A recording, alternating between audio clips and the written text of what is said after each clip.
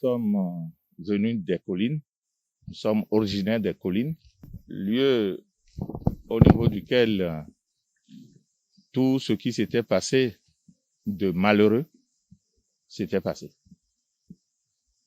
Notre absence dans cet hôpital jusqu'à la fin ou jusqu'à la libération des militaires qui avaient été blessés dans le cadre de leur mission serait une erreur. C'est la principale raison de la visite de la coordination départementale de l'Union progressiste du département des Collines à l'hôpital des instructions des armées de Cotonou. À leur arrivée, la délégation conduite par le coordonnateur départemental, l'honorable Edmond Agua, a eu droit à une vaste explication sur le nombre de cas de blessés et affectés dans ce centre de soins. Nous avons reçu ici à la Chia de Cotonou, dans une première vague, ou lors d'une première vague, 19 patients. Et je précise encore que parmi ces 19 patients, 15 ont été blessés par balle. Et à la suite, nous avons reçu 3 autres patients, qui sont donc des patients en réalité qui ont eu un accident lors donc du convoyage du matériel électoral. Et parmi ces blessés, il y en a un quand même d'assez grave.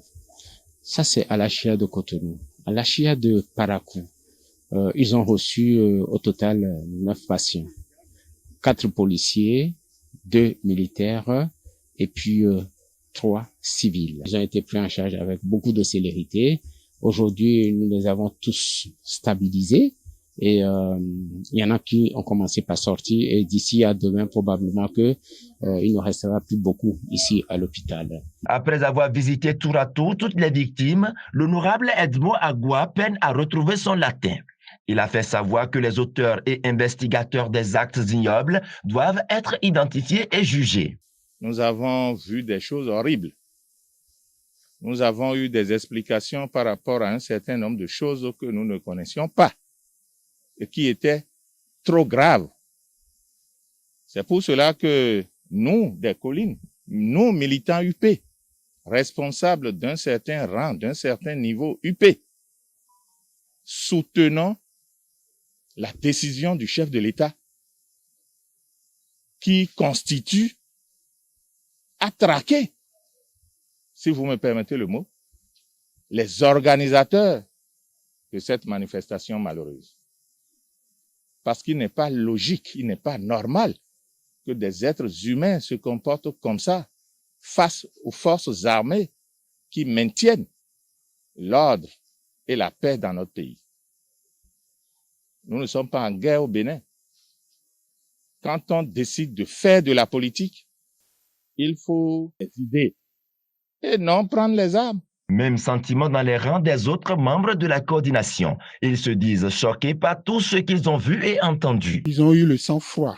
Nous voulions saluer leur professionnalisme et leur patience. C'est horrible que des civils et des gens même colportés d'ailleurs s'attaquent. En s'attaquant à eux, ils se sont attaqués à la République. Et pour tout vous dire, nous-mêmes, nous n'avons pas été sans être menacés. Et on peut imaginer à quel point de traumatisme ils ont eu. Ceux qui parlent de réconciliation, c'est la justice d'abord. Et que vivement, ceux qui ont été instigateurs, de près ou de loin, qu'ils cessent. Parce que la République, elle est une et indivisible. Mais ce que je viens de voir aujourd'hui, ce n'est pas les ont dit. Je viens de voir de mes yeux comment nos propres frères ont été blessés. Comment les gens ont tiré sur leurs propres frères. C'est-à-dire, ils étaient prêts à les assassiner. Du coup, ils étaient prêts à les assassiner. Ils veulent mettre fin à leur vie. Moi, c'est un acte qu'on doit déplorer, nous tous. C'est un acte qu'on doit condamner vivement au niveau des collines. Ce que nous avons vu est un cas d'anthologie de mystère.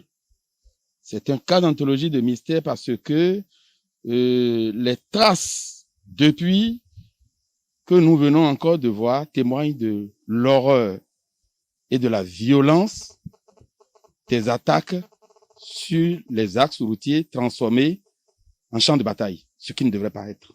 Et nous voulons dire ici, pour ne pas être redondant, plus jamais ça. Mais plus jamais ça avant que ce ne soit plus jamais ça, il faut la vérité sur tout ce qui s'est passé et il faut la justice. On ne peut pas balayer ce que moi j'ai vu là du revers de la main et parler de dialogue. Les jeunes et les femmes de la coordination UP Collines font également partie de la délégation. Ils ont eu droit aux salles d'hospitalisation des forces de sécurité blessées. L'émotion est grande. J'ai été très attristée d'entendre, de les voir pour tout ce qui leur est arrivé. Vraiment, je ne souhaite pas que cela reprenne encore dans notre pays. À toute la jeunesse des collines et la jeunesse béninoise, que la liberté, ça s'arrache par le travail. Ce n'est pas en restant derrière ces genres d'actes, en œuvrant pas pour la paix, qu'on devient libre. L'honorable Edmond Agua et sa suite ont exprimé toutes les compassions du département des Collines à ces forces armées de sécurité. En guise de soutien, la coordination a fait don d'une enveloppe financière aux victimes de ces attaques meurtrières.